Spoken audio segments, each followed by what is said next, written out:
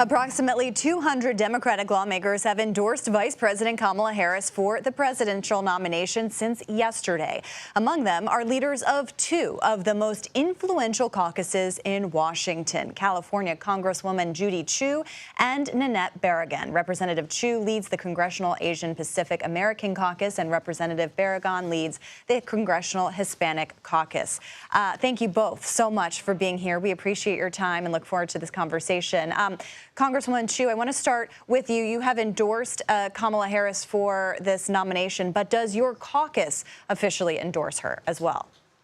I am very proud to announce that we accelerated the vote process, and the political arm of our caucus, which is called Aspire PAC, did officially endorse Kamala Harris for her nomination as President of this United States. And Congresswoman Barragán, I want to also ask you the same question for the Congressional Hispanic Caucus.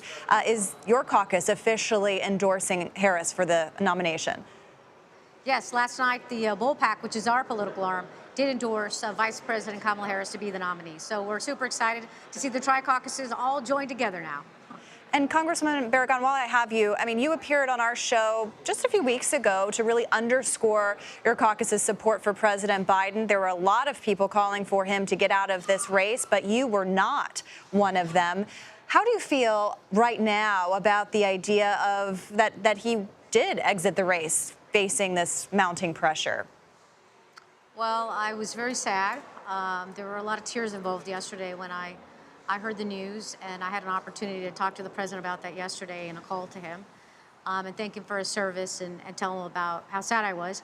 Yet on the other hand, he's endorsed the Vice President Kamala Harris. She is now in this race, and she also called to say that she's running. And so it's an exciting time for us to get behind her, unite the party, and stop worrying, start working, and get to work. And that's what we got to do. And Congresswoman Chu, I think it's significant to note that Kamala Harris did not win any primary votes this cycle. Biden's name was on the ballot. What about this process? Critics may say that this is undemocratic, the idea of the nominee not having had any votes from actual voters. What do you make of that? Well, of course, Biden has withdrawn from the race. Therefore, the nomination is open for the delegates, and the delegates will cast their votes. So it will be a democratic process. It will get the input of the delegates to the convention, and I think that it will be something that people can feel was justly done. I can also say that there is tremendous support for Kamala Harris. In fact, I haven't seen anybody that could even counter her nomination. We are so excited because she is obviously very capable, having served in the vice president's role. She has been able to reach out to so many of us, and we know she will be a very, very effective campaigner. So I don't think that you will see too much dissension there. In fact, I think you will see a lot of unity for her nomination. And Congresswoman Barragán, I want to ask you kind of the same question, which is you now have a situation where, and I understand the time crunch, certainly, but delegates and Democratic officials are choosing the nominee here, not voters. Well, 14 million voters voted for a Biden-Harris ticket. So in my opinion, they voted for this team. The fact that President Biden has stepped aside doesn't discount that she was been on the ticket, and the voters have had their voices heard. Now, look, we're in a process now where the president has stepped aside, and that process is being followed. And what you're seeing, as Judy mentioned, is this outpouring of support that even the delegates are overwhelmingly, lining up to support her and get behind her. I think our party and our people know that it's time for us to unite. It's time for us to get together, to do the hard work. We're about 100 days out, and there's nothing greater than a second Trump presidency and Project 2025, and what that means for the American people, what that means for women's reproductive rights, what that means for Latinos, and this idea and this vision to do mass deportations. So much harm will come from a second Trump presidency. And I think people right now are getting excited about our vice president. She's going to be on the road. I'm happy to go on the road with her anytime and make sure we're doing all we can to reintroduce her to the American people and tell her story of what she has been doing and what she's going to continue to do for this country.